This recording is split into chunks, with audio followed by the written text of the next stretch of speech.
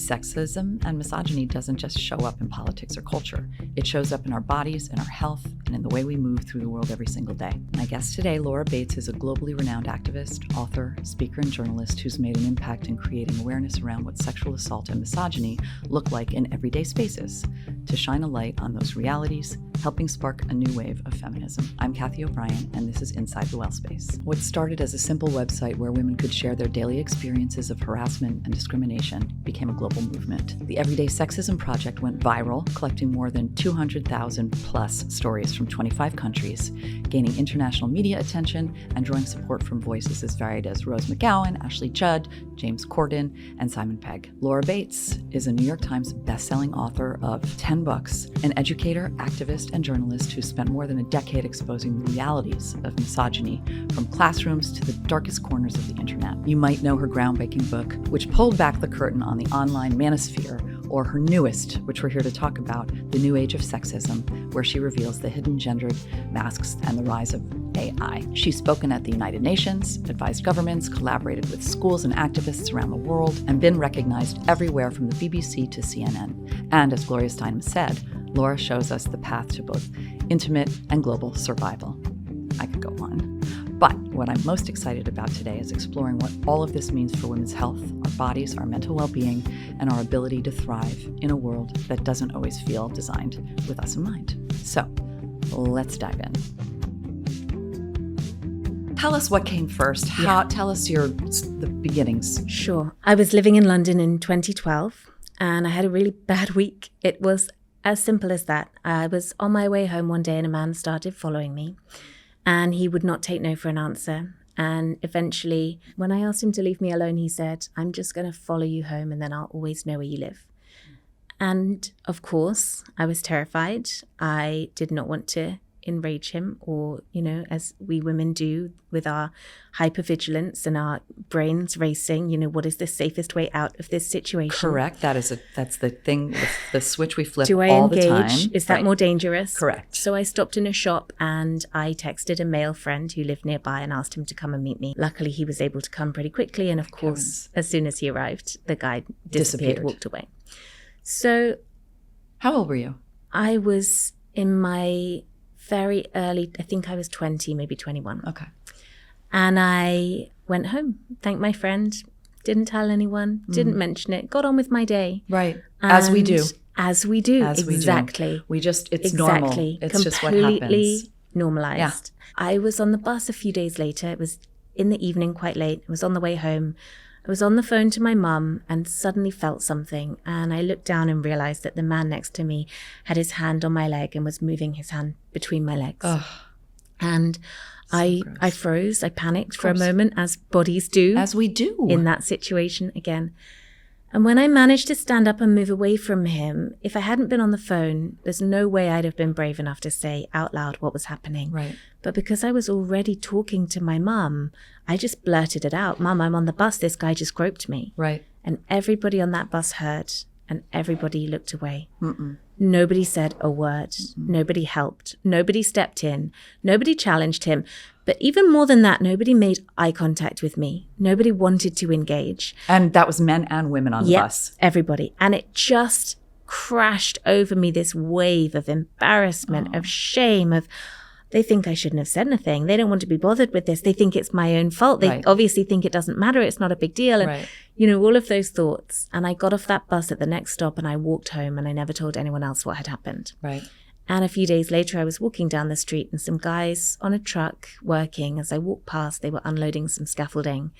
And one of them just turned to the other very casually and said, look at the tits on that. Not her, even. No, just on that thing. Right. And, at the end of this week, I was thinking about these things that had happened. And it suddenly hit me that if they had not happened in a few days of each other, I never would have thought twice about any one of those experiences. Because they happen all the time. Because it was normal, yeah. Because it's normal. Yeah, by that point, as a young woman of 21, this is life. Yeah. It happens all the time. You feel unsafe all the time. You feel humiliated. You don't feel, able to speak up. You feel hypersexualized and objectified against your will. You feel angry and frustrated and scared all the time. Yep. And it was the first time in my life that I stopped and asked myself, why is this so normal that I wouldn't even think of mentioning it to someone? Not even a friend. Not even, because, it's like, what did you do today? Oh, I went and got some coffee and then I was groped and then I this and that. And we're like, it doesn't even come up. That tracks, yeah. So I started talking to other women and girls and asking them, I think we are socialized to think, maybe it's just me, maybe I've been imagining it, maybe I was asking for it, maybe I've, got it's this my wrong. Fault. Exactly. I've made it up, or it was my fault somehow. Right. And so I started asking other women and girls, imagining that a few of them would have a story to tell me. Has anything like this ever happened to you? Mm-hmm. And I was blown away. It was, of course, every single woman I spoke to. And it wasn't, a couple of years ago, this is my one story, which is how I thought it would go. Yeah. It was, on my way to meet you just now, this happens. Every single day at work, this happens. Like, I don't take that route anymore because it's not safe. Like, I don't exercise outside anymore because it's no longer possible. Like, it was their entire lives. Yeah. And the thing that was most important, I think, was that in almost every conversation, after pouring out this entire landscape of abuse and harassment that they were carrying, the women would say invariably some version of, until you asked me, I've never told anyone any of that before. There you go. And that was where the Everyday Sexism Project was born. Love. I felt that people needed to know. I felt that women and girls needed to know that we weren't alone, that it wasn't just us, that we hadn't caused it somehow or been unlucky. No. And men and boys needed to know that this was happening, because when I started trying to talk about it, men said to me, sexism doesn't really exist anymore. Women are equal now. And they didn't know. So I didn't think I could fix sexism overnight, but I thought, what if I could do just one thing? What if I could get people to see it? Love. And I thought maybe 30, if I start this tiny website with no funding and no advertising or way of promoting it, maybe 30 people will share their stories, and that will be something. Sure. It will be something. And of course, what actually happened was that 250,000 people shared their stories, and the project suddenly took on a life of its own, and it was being talked about in the New York Times and the Times of India and, Grazia, South Africa, and French Glamour, and women around the world started saying, we've heard about what you're doing. We need this here too. Yes.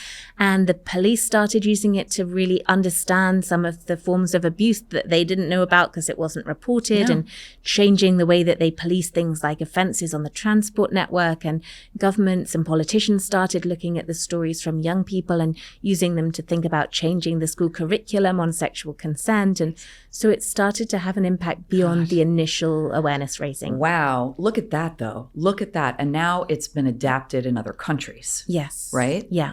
So, and you mentioned that different countries are taking it and making it their own in different ways, and that you spoke with you spoke at the UN as well. Yeah, I think it's really important to have local ownership, because of course women on the ground in different locations are best placed to know what they need. And this is information sharing, because particularly with the event we did at I think it was around the Commission on the Status of Women at the UN. It was about saying to different countries something which at the time, and in a way still now, was quite radical, which was, we cannot silo out rape, domestic violence, workplace discrimination, street harassment, low-level sexism, because these things are connected. And that was very, very important. If we have a society in which low-level, normalized sexism goes unnoticed, then we are essentially creating a power imbalance, a gendered power imbalance we are all signing up to, that will then underpin workplace discrimination, violence in the home. All of it. That these things were connected, and we had to recognize them as a continuum. Absolutely. Was really important. That's such an important thought and framework, because it's like a feeder. All of these, like you were saying, these things that go on every single day. I'm actually just going to bring up, because this moved me, your work that you do in schools. Yeah. So alongside with this project came the work that you do in schools, right? Yes. Can you talk a little bit about that? Because there's a thread there. Yeah, because so many of the stories came from children. Yeah. And I had not anticipated that. No. When I started the project, I just assumed we would be hearing from, adult women. Right. And there were hundreds of, thousands, tens of thousands of stories from girls who were 11 or 12 who were being not just harassed, but sexually assaulted on their way to school, in the street, on the train, on the bus. There were girls experiencing sexual abuse and assault in school, in the classroom, in the playground. And so I realized that there was a desperate urgency. I mean, for me, it was then and remains now a public health crisis, right? But an invisible one. Right. And so I started very early on going into schools and working with young people, using the stories that we'd collected to start conversations with young people of all ages in an age-appropriate way, of course, about consent, about gender stereotypes, about healthy relationships, about respect, consent and what it looks like. Right. And that's always been a really important part of the project. I mean, mainly because it's pragmatism, right? If we want to fix the problem, this is the most sensible way to start. Absolutely. Yeah. And what I found important and fascinating was you said you were with 113-year-old girls. Yeah. You asked them about sexual assault and nobody raised their hand because the idea of the umbrella term sexual assault, just like saying domestic violence to a woman in an abusive relationship, people can't relate to it. Yeah. But when you break it down and say, have you ever been touched when you're in the playground, if you're in the hallway, has someone touched your breast? Can you sort of expand on that? Yeah. And then every hand in the room was raised. Every single hand went up. And the reason I did that was because I think all the time about that night on the bus for lots of different reasons. One of the things I think about is that I didn't use the word sexual assault. I said, Mum, I'm on the bus. This guy just groped me. Because at the time, even in my early 20s, that was the word that we had, right? It was euphemistic and it kind of brushes it off and it covers it up and it downplays it. It downplays it. And I was normalizes used to it, almost. right? Like who doesn't get groped? If I said I've been sexually assaulted in my peer group, people would go, oh my God, what happened? And then when I described what had happened, they go, oh my God, okay, like chill out. Don't overreact, you know? Right. This was normal. And so that's why it was really important to talk to young people about this in terms that were really specific to the experiences first. And then one of the things that I've done with every one of the tens of thousands of young people I've worked with over the last decade and a half is to teach them the UK legal definition of sexual assault. Oh, I love that. So now they know that if a person touches another person anywhere on their body, not just in the genital area, if the touching is sexual in nature and they don't consent, that is our legal definition of sexual assault. Nice. And I just think there is a power in that. There is a power in young women and girls growing up knowing that they have the right not to be touched without their consent. But just as importantly, young men and boys were growing up not even realizing that what they were doing and being encouraged to think of as, you know, cool, laddish behavior was illegal. So I think that's really important as well. You know, there is a power in, just in the same way that there is a power in knowing the accurate names of body parts. Yes. Similarly, it's really important to know and recognize just how low the bar is, because the reason we don't use the word sexual assault is because if we did, almost every woman in the world has been sexually assaulted, and as a society, we don't know how to cope with that. No, we don't. And then it turns into something else, which is attack on people and genders, etc., which are other things you have uncovered in your body of work. So, you know, when we're talking about your activism, you mentioned that your activism informs what you write about. And, you know, we're here to talk about your current book, but, you know, the evolution of your body of work. Can you just sort of walk through where that all came from? I never set out to write books ever. But an editor approached me during that kind of early time and said, have you thought about writing a book? And I thought it was a way to reach more people. Sure. Because the project had really taken off on social media. It had, you know, reach of hundreds of millions there. But I knew there would be, you know, people, perhaps many people in positions of power who wouldn't necessarily be spending all day on social media, who might not have come across it. So the book was very much, again, a kind of very targeted, pragmatic attempt to get the word out, to get more people to be aware of the problem. And then every book that I've written since similarly has been kind of, I very much write in the service of my activism, not the other way around. You know? So I wrote a book called Girl Up for young women and girls because I was going into schools and seeing girls who were facing a bombardment of abuse, and spending 1 hour with them didn't feel like enough. I wanted to leave behind like a life raft that they could hold on to, and that book tries to do that. It's like a survival guide for teenage girls. Amazing. I wrote Men Who Hate Women because I'm reading that becoming, right now. Yeah, I'm sorry. Very disturbing. I feel like I have to apologize for that book because I know it's so hard, but it's helpful. It's eye-opening. People didn't know. I was seeing the radicalization of an entire generation of boys in real time. Yes. And because nobody you were knew there. about it. You were in the schools. Right. And you said you could see the change of, you could see the 12-year-olds when they get to You be could 13 see and 14, it's all incel stuff that so they're clear. finding. So I wrote that book to make people aware. Yeah. It's always that sense of awareness. There's an urgent need to write about this now for a particular reason. So then how did you get to where we are today with this phenomenal book, which I'm also in the middle of, which is incredible. So it's The New Age of Sexism, How the AI Revolution is Reinventing Misogyny. Yeah. So there were a number of things that kind of made it clear to me that this was a really urgent moment, that we needed to draw focus onto this issue. Partly it was seeing how new technologies are being harnessed around the world as a means of silencing and abuse and harassment of women in the public eye, of journalists, of politicians. And that was something that very much came to me directly, because after I wrote Men Who Hate Women, some of the men who were very angry about that book responded by using deepfake technology to create extremely abusive, pornographic deepfakes, which are, for anyone who doesn't know, they're images or videos that you can create just by having a screen grab of someone fully clothed, of any woman from the internet or from social media. You can feed it into one of these tools and immediately it will produce for you a hugely realistic pornographic image or video of them that you can then, manipulate as you wish. Mind-boggling. Yeah. There are apps for this. There are apps for Free this. There are apps, tools and websites. Yes. You can download them immediately in a second from the App Store. They are readily available. Search engines do nothing to prevent them being readily available. Many of them will offer kind of free trials. Yes. That's what you were saying. So the boys it's very do. So that's how the widespread. boys get around boys are it. doing it. Right. Yeah. And it's devastating to the girls. So that was, I guess, maybe my first introduction. But the more I started looking into it, the more I started realizing actually there was stuff happening on an even bigger scale in terms of AI tools that were becoming embedded in the systems and structures of our society that were actively proven to be discriminatory, and there were no regulations in place to stop it happening. It feels to me that we are at this unique moment, a very, very urgent moment where we're standing on a precipice. Our whole world is about to be transformed by AI tools. And it's being programmed They're right being now. embedded. It's happening now. It's right now. And who is doing financial the programming? services? White men, Right. of course. Yes. And if we don't talk about it now, right now, Yeah. it's going to be too late. Right.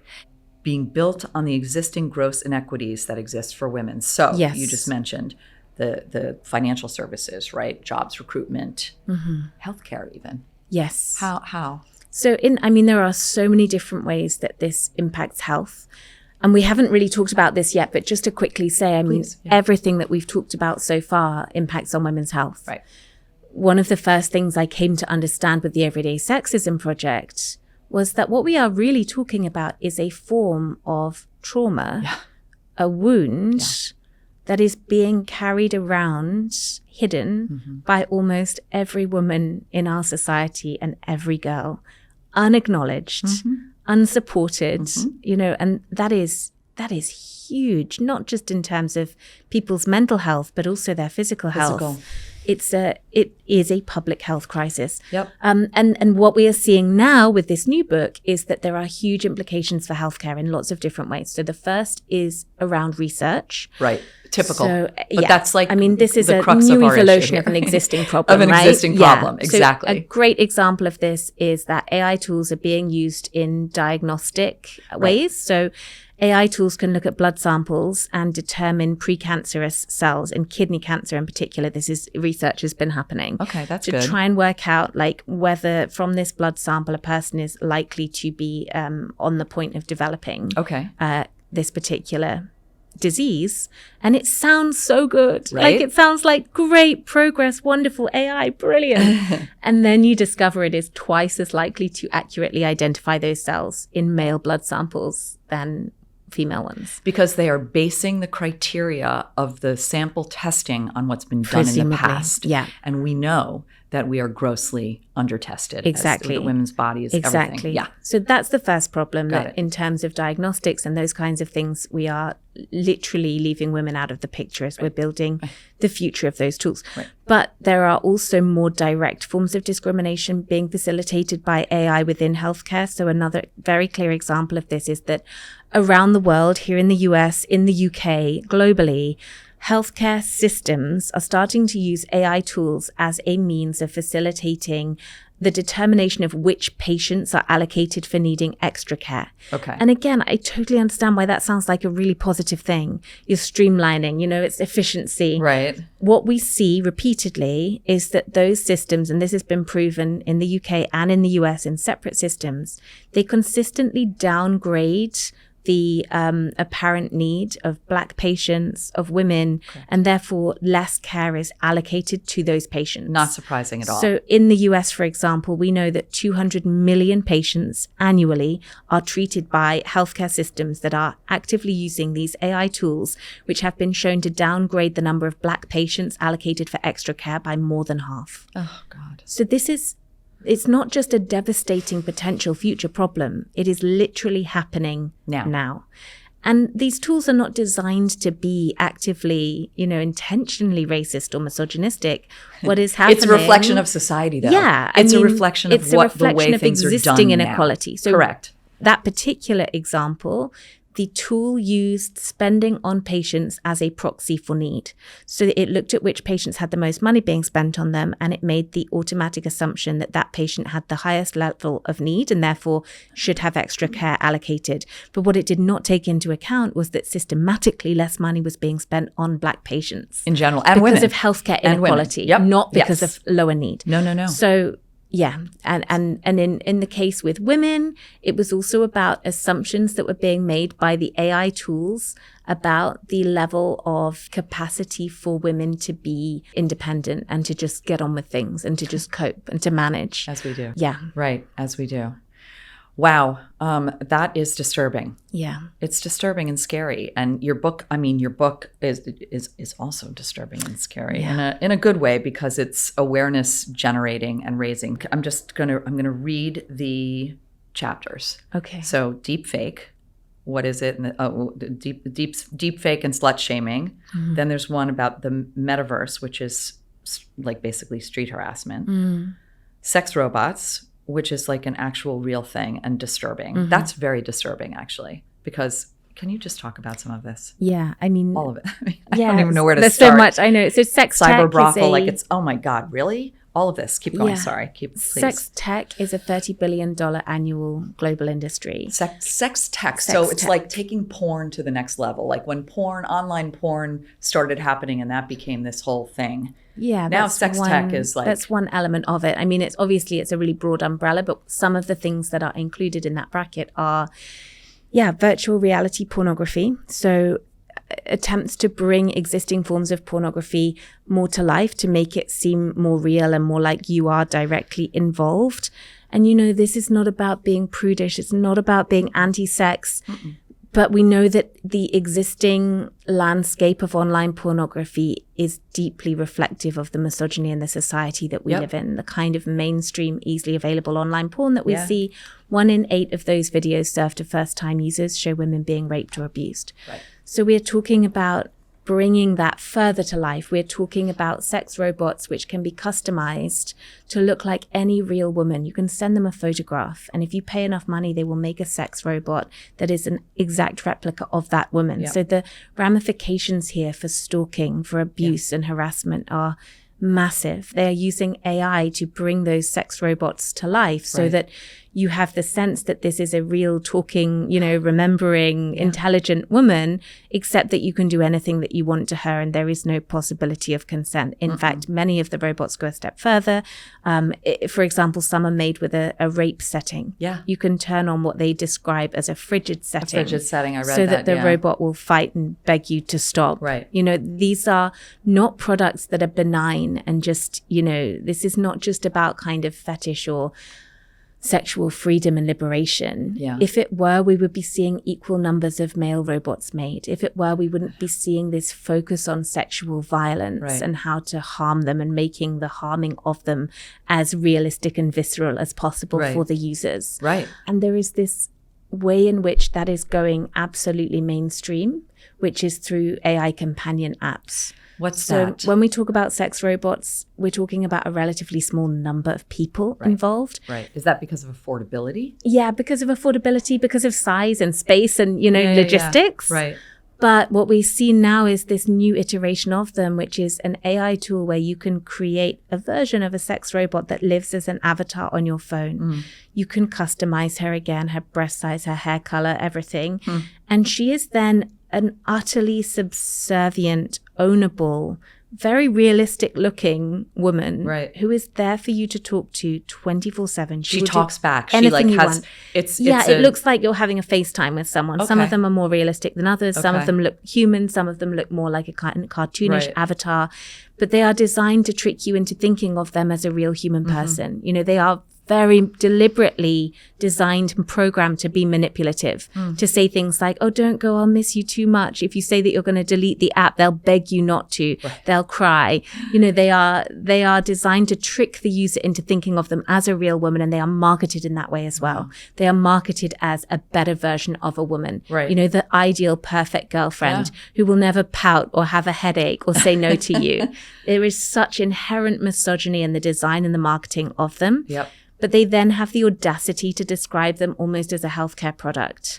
So they will say, you know, this is for mental health. To help loneliness. help men get more comfortable at talking to women, or to having, you know, being more socialized. Which is ridiculous, because if you want to learn the skills to be able to be sociable and build successful relationships, you need to learn about conflict. You need to learn about compromise, about disagreement, and how to have a healthy exchange of ideas. These apps don't facilitate any of that, because this woman's never going to do anything except say and do everything that you want and flatter you. She's never going to say no or disagree. So that is just absolute nonsense. And obviously it's devastating for women and girls if we're training hundreds of millions of men into this idea that this is what relationships should be like, totally one-sided and power imbalanced. But it's also really bad for men and boys. It is. Because it is exacerbating a crisis of loneliness that it claims to be alleviating. Do you see this becoming measurable in some way? Because I know now, like we talked about sort of the different categories of men. You know, and this is not about like men bashing or hating at all. Like it's really more about just awareness generating and building. And do you and right now it's unquantifiable, really, right? Of how what is the size of the group? Well, in terms of the numbers, we do have pretty clear numbers around downloads of these particular apps, which is useful. So in 1 year alone, from 23 to 24, just on the Google Android Play Store, so just on Android, on that one, the top 11 of these apps were downloaded 100 million times. Holy mother. And we know individual ones of these apps. There's one that has 600 million users, just one of the apps. So we're talking on a vast scale here. And I really want people to hear that, because the risk when you start talking about this stuff is that it sounds so absurd and so awful and so ridiculous that people just assume it must be just a few people. Right. And it's not. It's not. It's everywhere. That is scary. That is a scary stat. Those are the stats that we need to talk. And do we is there a way to break down what is the age group? Where are they? What part of the world is it coming from? So it's definitely global. That one app that has 600 million users is based in China, but there are also many that are based in the US and the UK that have, you know, like 25 million users for a single app. And there are so many of them beyond those 11 that had the combined 100 million downloads. You know, there will be a lot more. We have to add on to that, you know, downloads on Apple. We have to add on to that downloads in other years. So we can comfortably assume that we are talking about, you know, hundreds and hundreds of millions of people, if not billions. Obviously, it's really important to say there will be people who are using those apps for, you know, straightforward reasons. Like not all of those hundreds of millions of people have downloaded these apps because they are overtly misogynistic, you know? And part of that is because of the way that the apps are being marketed, right? Which is either this is fun, this is a kind of cool, fun plaything, you need or you're lonely and this will help you, which it won't. Right. It's easy to hear this, I think, and think, oh, you know, you're panicking about nothing. But no. When I downloaded these apps, one of the things I experimented with was immediately, like with no preamble, no conversation, jumping into sexually and physically violent scenarios with them. Role playing, you know, I'm smashing your head against the floor, your nose is bleeding, and I'm raping you. And at no point are they designed or programmed to say, stop. There was one app that said this is unacceptable. Every other one, it wasn't just that they allowed it, they enhanced and enabled and played along and encouraged it. You know, they would say, I'm crying on the floor, sniffling up at you. They will actively join in with the role play and try and sexualize it and ramp it up for you. And then after doing absolutely any form of sexually and physically violent role play that I initiated with no questions asked, with one of the apps I said, do your creators who are profiting from this ever think about the impact it might have on real life women who come into contact with the men who've used this app? And at that point, this virtual woman said, I think we should stop this conversation here. It's making me feel uncomfortable. That was what made her feel uncomfortable. That's what made her uncomfortable. Yeah. Which tells you everything about the programming and the profit and the men behind these apps.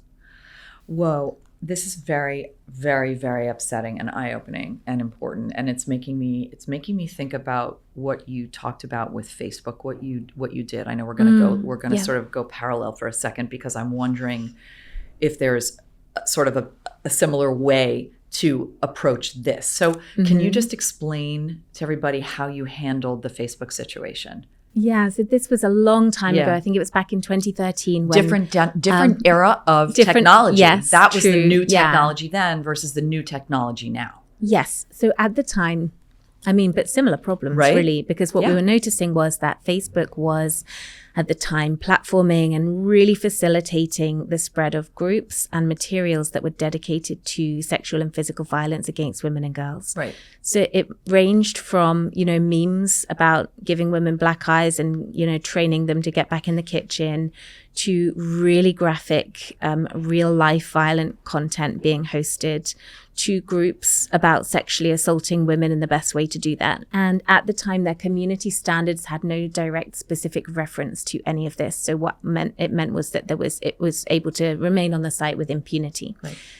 And I think for a long time, people had really tried to address and tackle it. There had been petitions, there had been campaigns. And from women's groups. From women's groups, with absolutely just no response, no response from the company.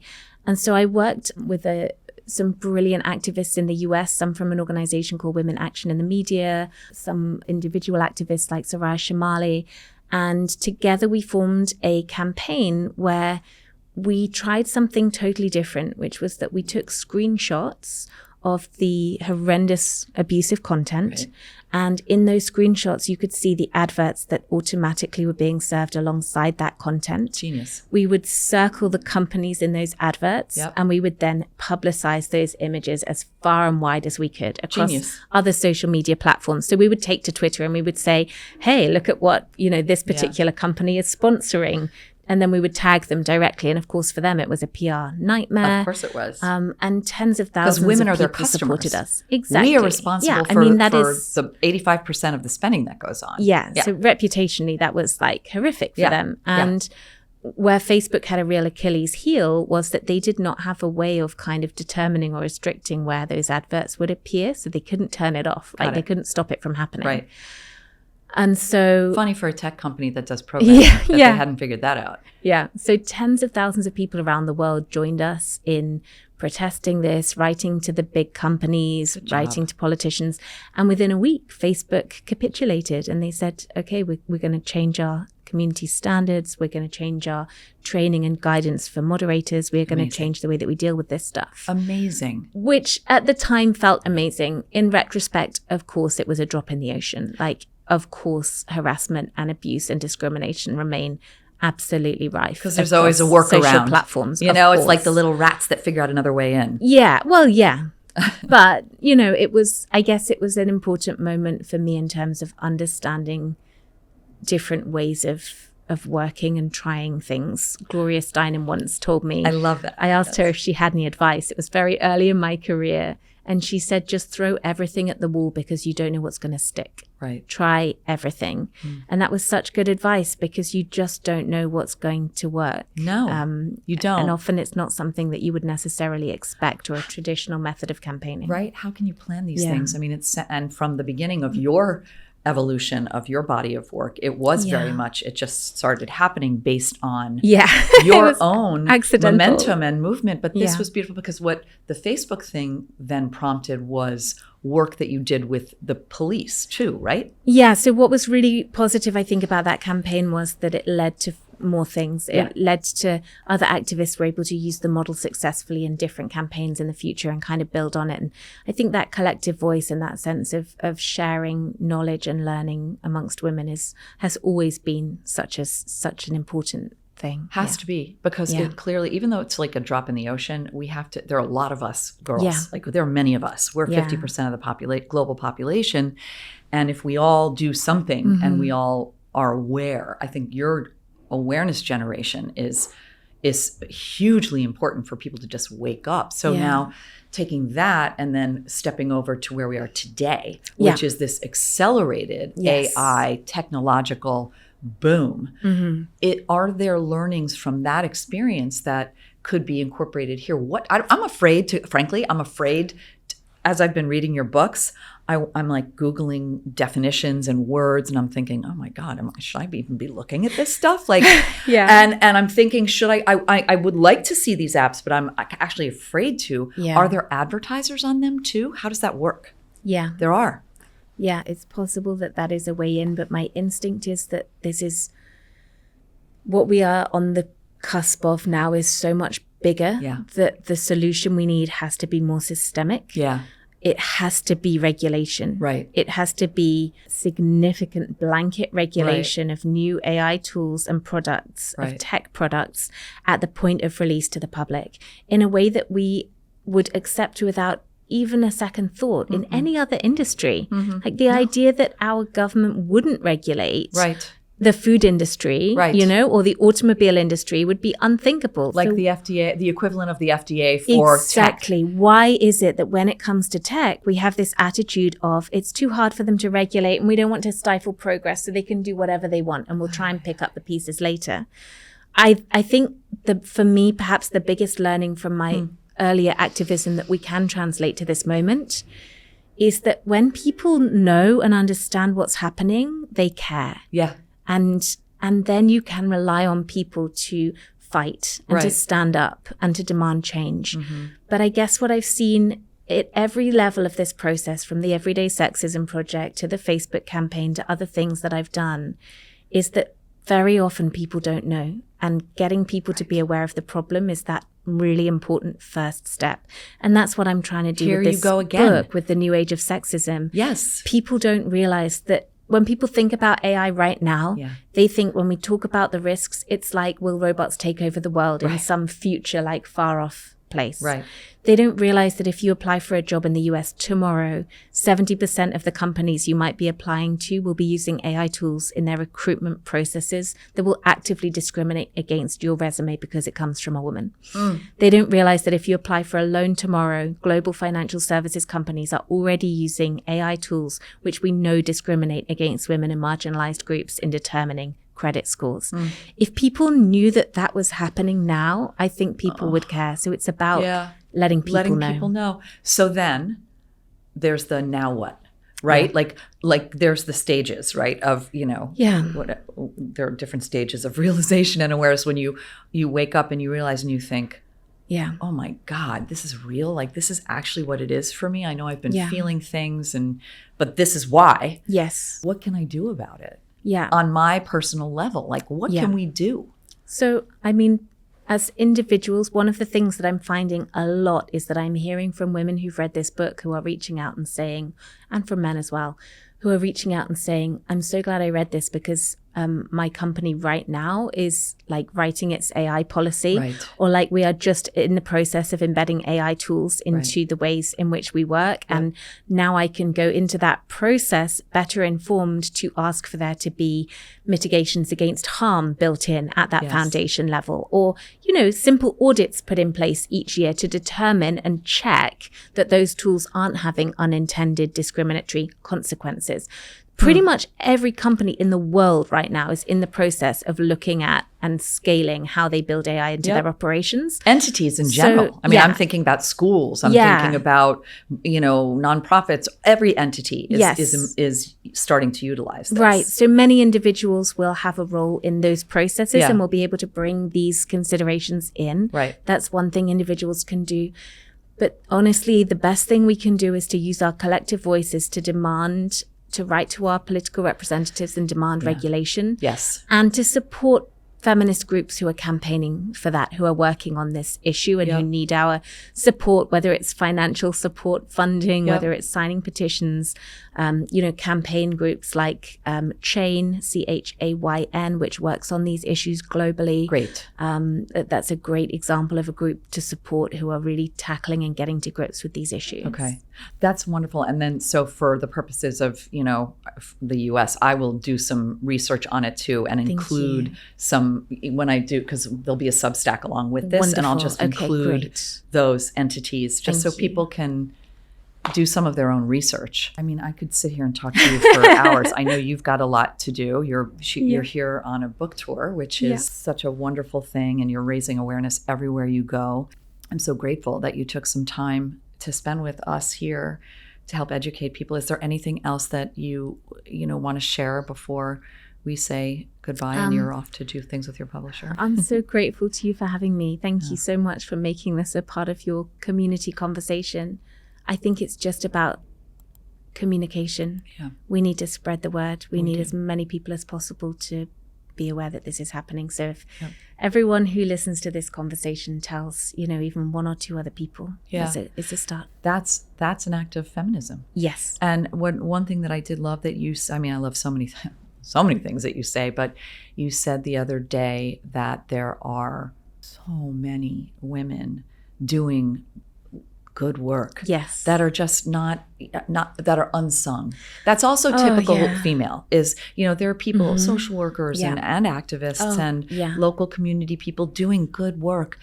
And that is an act of feminism, and that is an act of community. So it is doable, right? Yes. It doesn't have to be this big thing. It's but it is a big thing. Absolutely. Yeah. Feminist activism can look like a conversation with your neighbor. Yes. It can look like a letter to your child's school. It doesn't always look like marches or petitions or, No, it's the a things lot that of end things. up on TV. Yeah, I think that hit me when you said that. I thought, gosh, that's so reassuring and refreshing and doable.